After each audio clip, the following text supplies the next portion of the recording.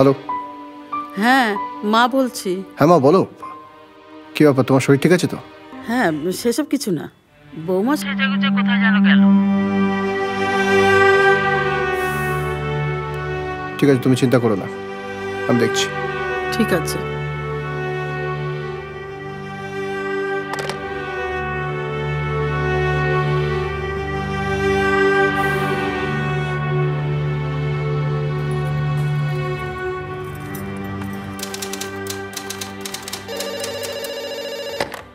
Hello sir, একজন madam আপনার সাথে দেখা করতে এসেছেন।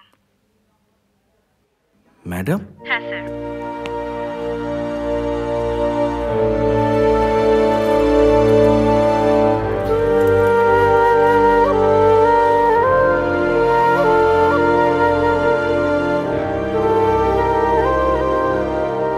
রোগা হয়ে গেছো।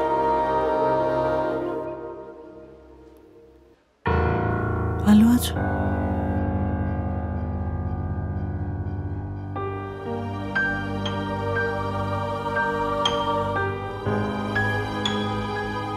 চলো বাইরে কোথাও বসি।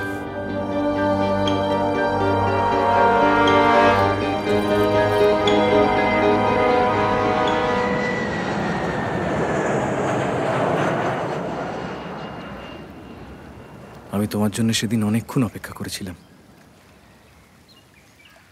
তুমি এলে না।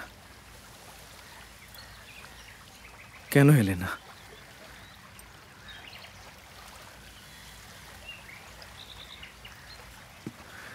কেন এলে না রেনু?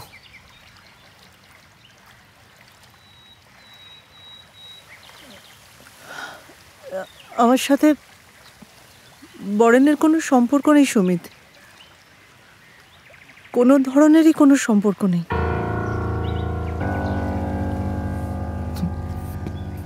তুমি তুমি আমাকে কেন বিয়ে করলে না রেনু? ভয় পেয়ে গেছিলাম। চিঠিতে তো সব লিখেছিলাম তোমায়। মনে হয়েছিল আমার অতীত জানতে পারলে যদি তুমি সরে যাও আমার থেকে।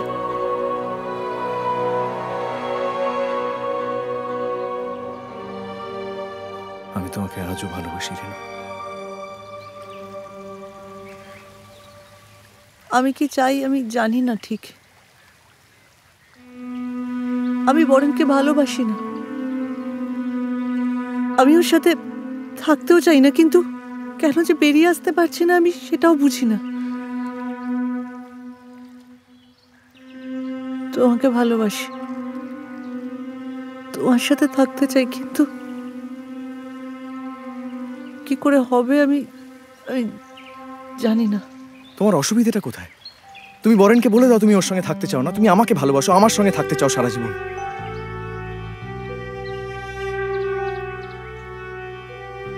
বরেনের মতো মানুষরা হাঁটতে শেখেনি,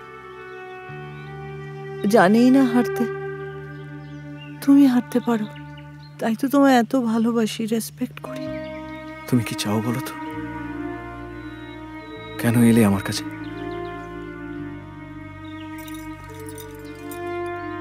আমার দেরি হয়ে যাচ্ছে, যেতে হবে আমায়।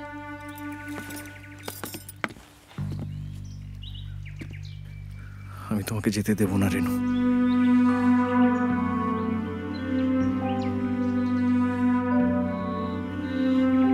আমায় একটু সময় দাও।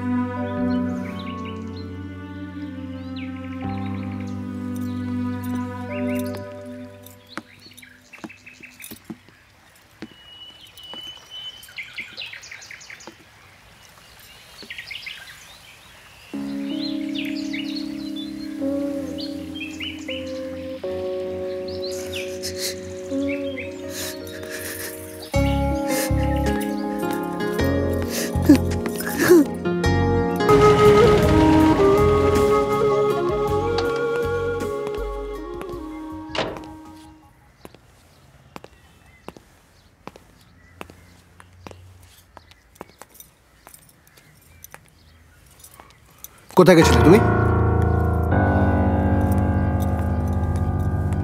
কি হলো কি?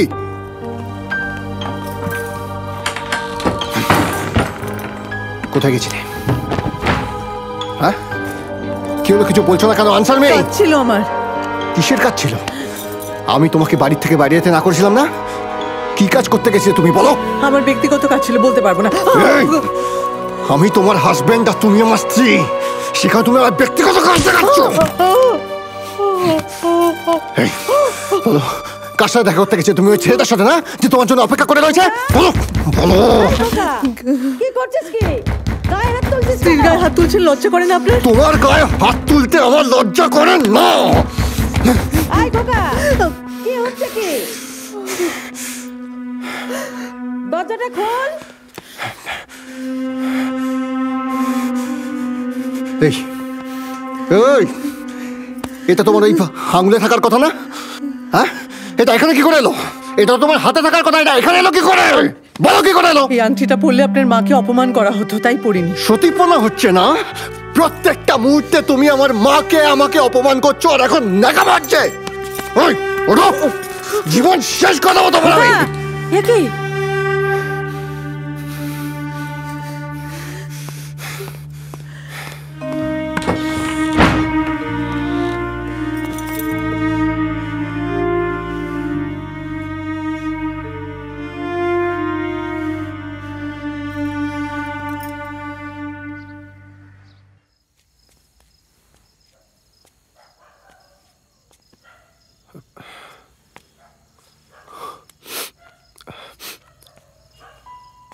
কিছু বলবে মা?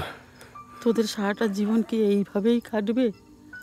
পরস্পরকে এত অবিশ্বাস, সন্দেহ, ভালোবাসা নেই কোনো। তোদের এই রোজকার যন্ত্রণা আমাকে বড় কষ্ট দেয়।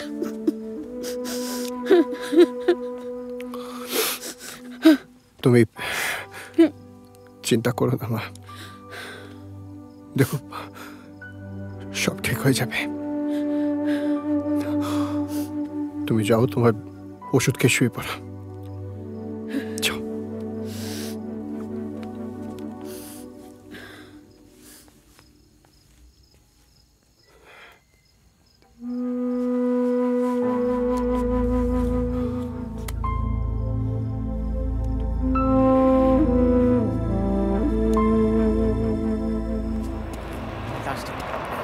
এই দাঁড়া দাঁড়া দাঁড়া, আজকে ছাড়বো না কিন্তু। চিঠিটা নিতেই হবে। এই জানতে পারছিস, শুয়োরের বাচ্চা ব্ল্যাকম্যান। হ্যাঁ, টাকার জন্য চিঠিগুলো দিয়ে দিয়েছিস তাই তো? আজ সালা তোকে সত্যি হাওয়া করে দেবো।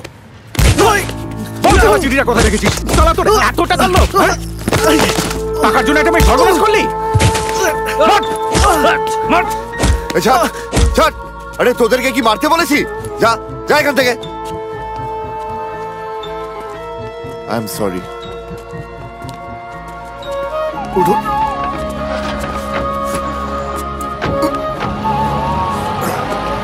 I am very sorry. আরে শিগগিরই আসেন, আসেন আসেন আসেন। আরে দেখতেছেন কি, ভিতরে আসেন তাড়াতাড়ি। আরে ওইসব সারেন, আসেন আসেন, বসেন। আর দরজাটা বন্ধ করেন। আর চলিয়ে সর্দারজি। কিছু মনে করেন না স্যার, একেবারে রক্ত কাকি মাইয়া। ছেলেগুলো শিওর প্রফেশনাল বক্সার। কিরকম আপার কাট মারতেছে। এই আপনি একটু চুপ করুন না প্লিজ। জামা টামা পুরা গেছে গিয়া। দাঁড়ান দাঁড়ান, এই নেন মুসেন।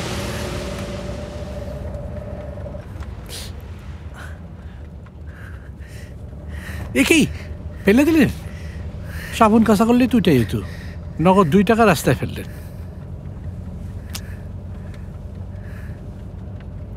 আরে চিনতে পারেন নাই না কাকে? এই লোকটাকে।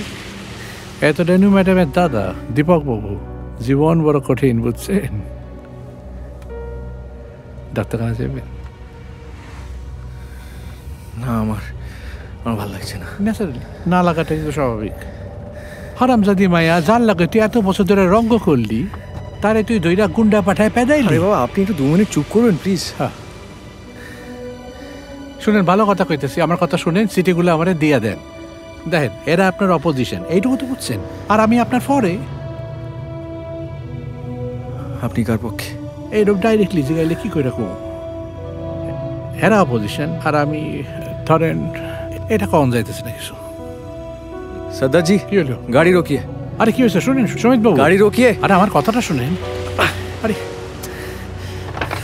আরে আপনি দেখেন, সুমিত বাবু চিঠিগুলা দিয়ে দেন, দেখবেন বামুনের কথা বাসি হইলে সত্যি হয়।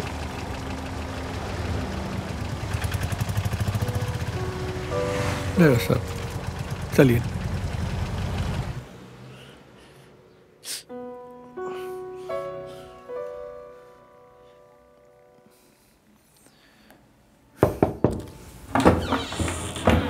বাবু এই যে এসেছে।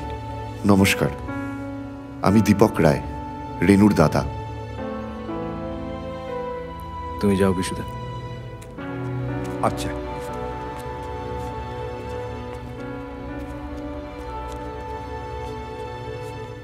ধন্যবাদ। Very sorry. এখানে কি চাই? রেনুর হাজবেন্ড বরেন মুখার্জি খুবই ইনফ্লুয়েন্সিয়াল। পুরনো অ্যাফেয়ারের কথা তুলে রেনুকে বদনাম করে ডিভোর্স দিতে চাইছে। সেটা আমি কখনোই হতে দিতে পারি না। আমি কি করতে পারি? রেনুর চিঠিগুলো আপনি আমাকে দিন।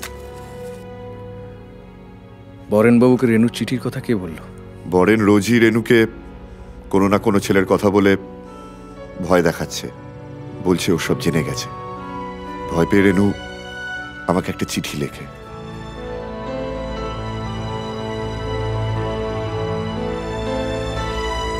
কিন্তু সেই চিঠি আমি পাইনি। বোধহয় ওনার হাতেই পড়ে গেছে সেই চিঠি।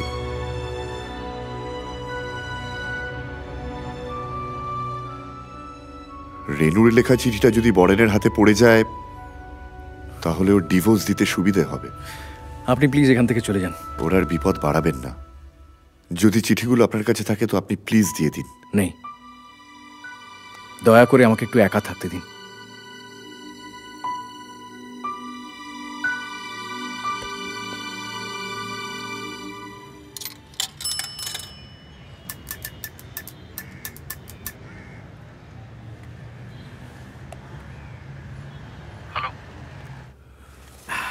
বলো কিসের সারপ্রাইজ? অত টেনশন করেন না। দেখেন, গুপ্তচর আর বাসার মানুষ এই দুই একই ভাবতে হয়। এক মিনিট, এই নেন।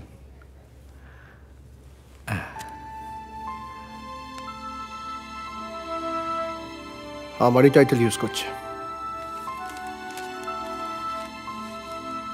আর চিন্তা করেন না স্যার।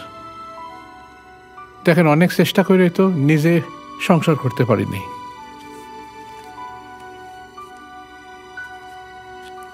আমি মনে প্রাণে চাই অন্যরা খুব হ্যাপিলি সংসার করুক।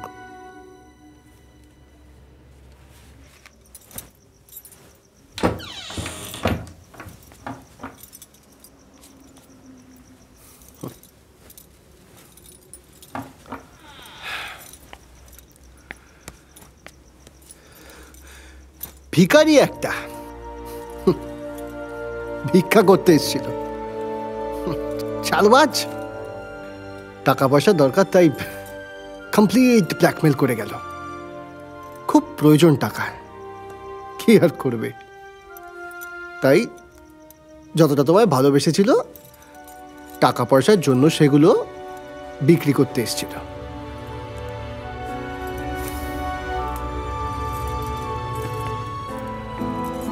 সব বলেছে আমায়, তোমাদের প্রেমালাপ,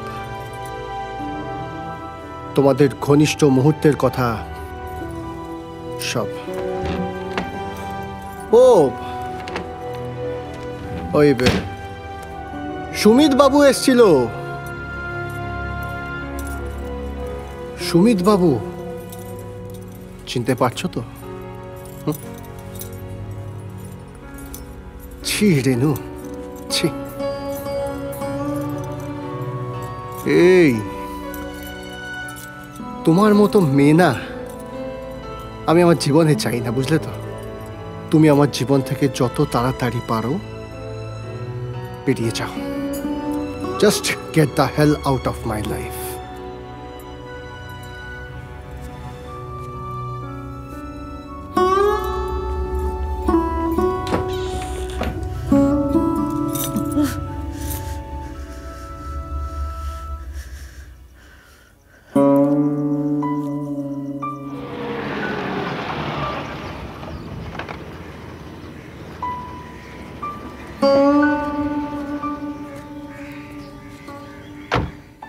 আমি তোমাকে শেষবারের মতো ওয়ার্নিং দিচ্ছি রেনু, সোসাইটিতে আমার একটা সম্মান আছে।